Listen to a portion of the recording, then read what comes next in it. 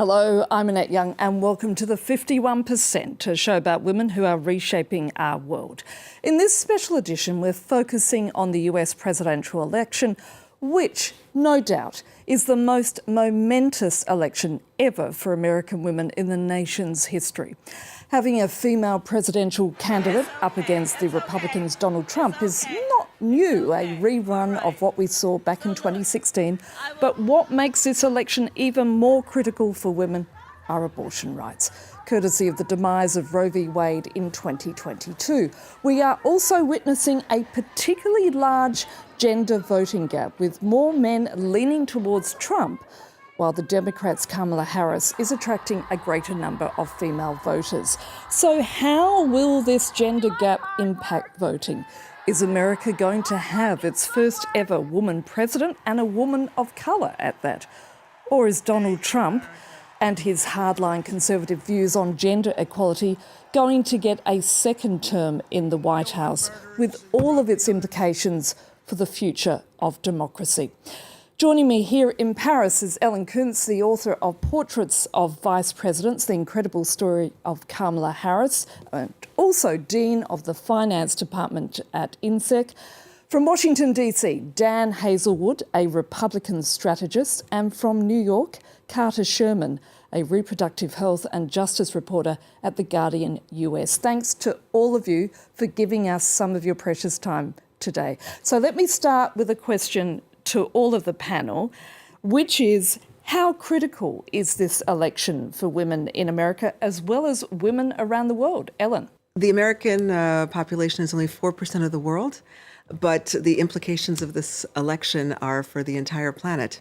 So women around the world will be impacted by the choices that we make. I would insist upon the fact that the entire debate around abortion has kind of been rebranded as reproductive freedom. And that's important because the Republican expansion of rolling back abortion rights has swept up everything from IVF to contraceptive pill to even women's health care more generally. So this is no longer the debate of the 1970s of heartbeat or such considerations, really much more deeper moral considerations. This is literally about women's lives, and unfortunately, in America, we have women dying every day, notably in the southern states, because rights that we had for 50 years have been taken away. So women are not into subtracting their rights. Dan, your thoughts?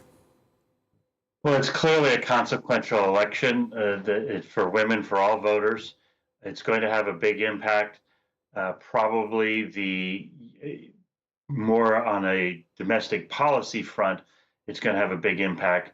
How it unfolds if there's a Trump presidency will vary somewhat, both by his policy agenda and actually our individual states, where each state is allowed under the current Supreme Court decision to set their own rules. So different states are headed in different directions on regulating abortion.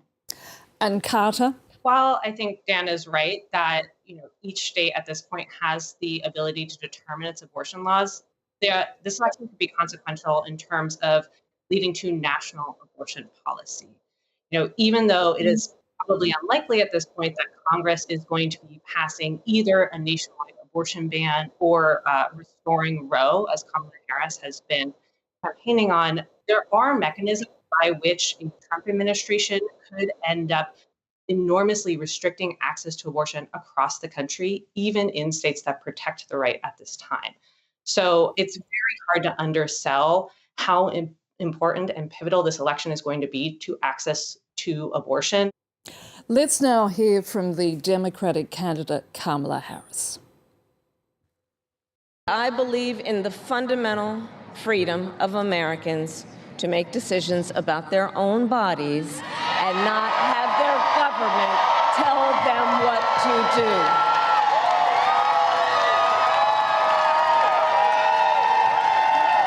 I will fight to restore what Donald Trump and his hand-selected Supreme Court justices took away from the women of America. Ellen, as we see there, Kamala Harris has very much been focusing on reproductive rights in her campaign. She's steered away from talking about the fact she is a woman and a woman of colour. She certainly has been very careful not to play either the gender card or the race card in this campaign. Yet polling consistently shows that she is struggling to capture support from young men, especially young men of colour. Why is that the case?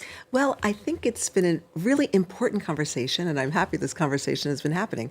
I think many African American leaders have kind of helped men in general, but men of the African American community specifically, better understand their own misogyny.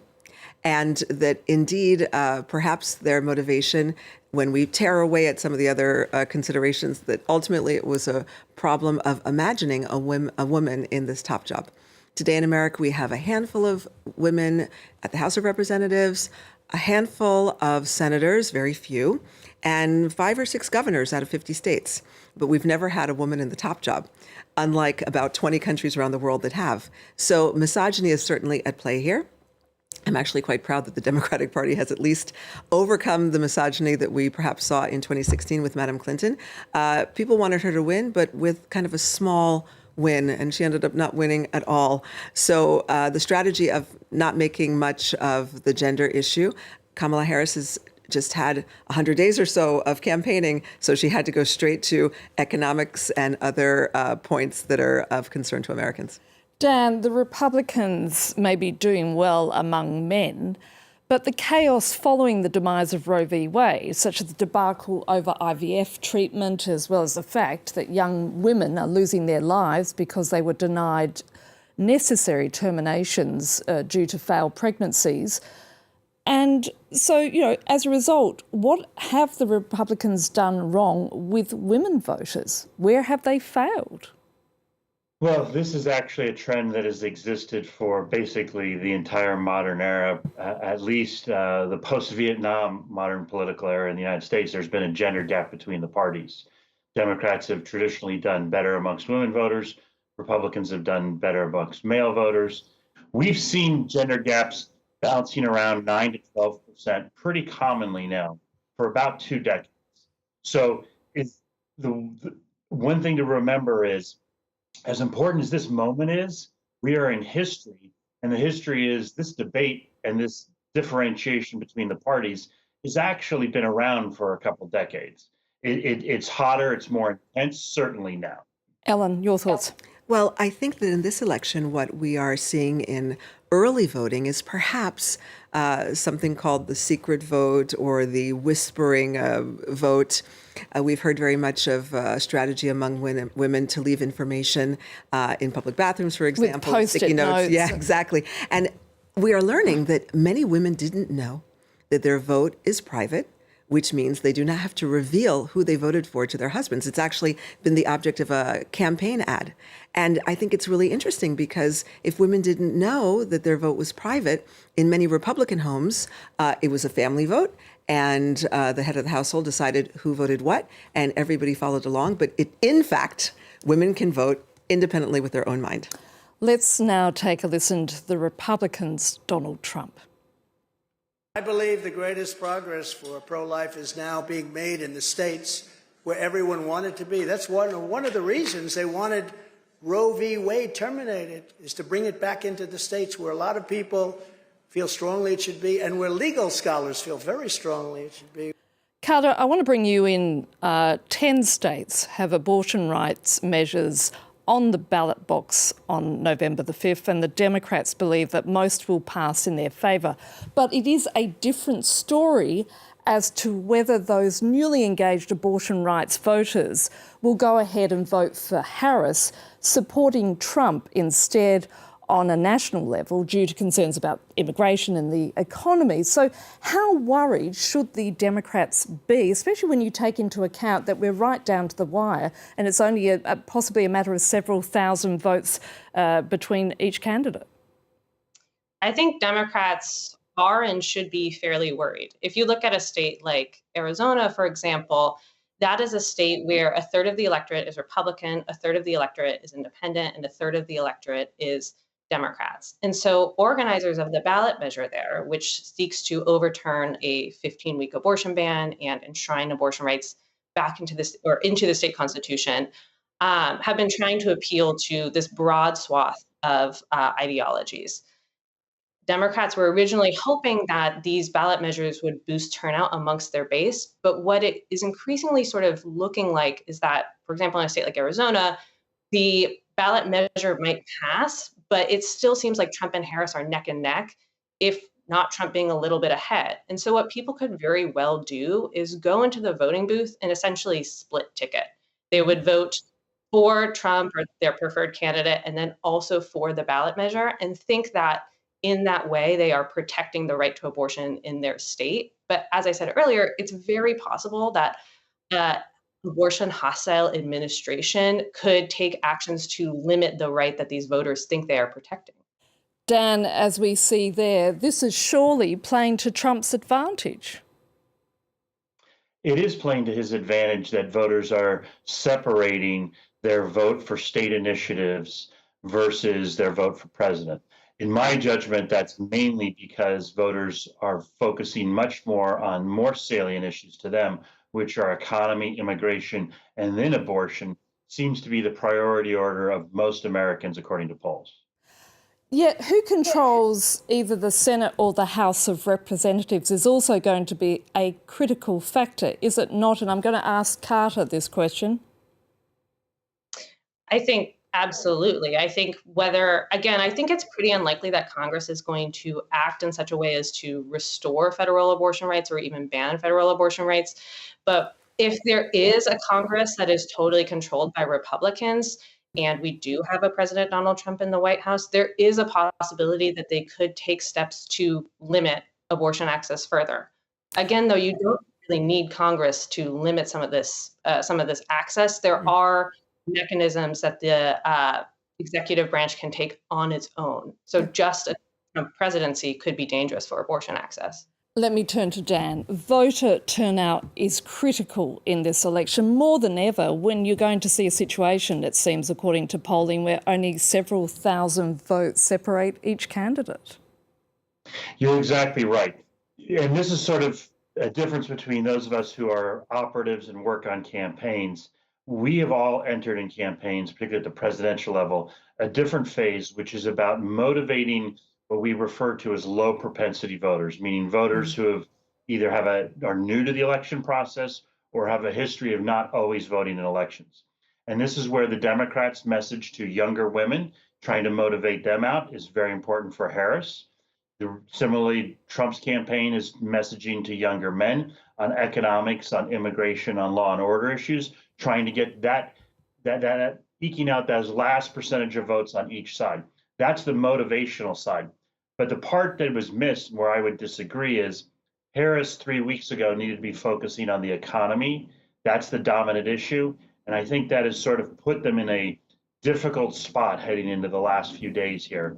And if I had to say to people which states to watch, Pennsylvania, Michigan, Wisconsin, those are the ones that are going to matter if Harris has any chance to win. Now, this is the final question, and dare I ask you, who do you think is going to win, and will we know the result on Tuesday night? Ellen?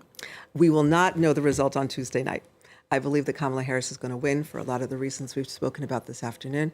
I think what's interesting here is about 53% of the electorate is women. And in general, women tend to be more risk averse and compliant with regards to social norms and civic expectations. So if the bets for each campaign was Harris campaign is betting on women and the Trump campaign is betting on men, then that energy, it's a very energized based on the Democratic side in a short amount of time. So I'm confident she's going to win. We will not have the result. You know what's going to happen with Pennsylvania? We're going to go to sleep on Tuesday night and say, it's all red, because the small rural counties are voted quickly.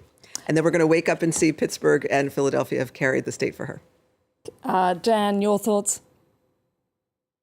Well, we saw these results come in, and we kind of know the results on election night. We're going to have a pretty clear indication. I think right now all the data shows that Trump is probably ahead by a very small margin in most of the target states. And the Harris campaign needs a mechanism. It could be the turnout of the demographic of young women, but the Harris campaign needs to catch a big break here in the home stretch. Trump is going to win in these target states. Carter, quickly, what do you think? Well, I try to avoid making predictions, but I do think that the polls are extraordinarily close. And in the past, the polls have underestimated support for Donald Trump in 2016 and 2020. So we might see something similar happen on election day.